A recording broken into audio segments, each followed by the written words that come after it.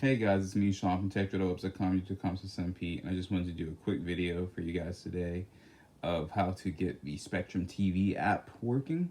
Know it's been a while, hope everybody's doing well, and I just wanted to give you guys this quick shout out. So sometimes the app won't work for whatever reason. You'll pull it up and you'll do the cast instructions to cast everything, and it just won't send.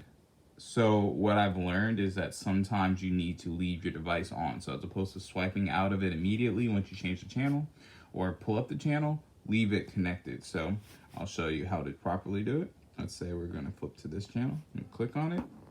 It'll load. Leave it on the app. And as you can see, now it's playing. So we'll just go back over here to the device, and you can see I left it on the screen the whole time. So if you're running into that issue where you're clicking on it and it's not loading, it's just staying on the screen and kind of, continuously loading. Let's see if I can try to imitate that for you guys. What you'll need to do is leave it on there. So something like this, where it just keeps spinning.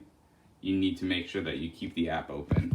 In this case, it actually did load, but sometimes it doesn't load. So my best advice would be just to keep the app open if you're running into that issue.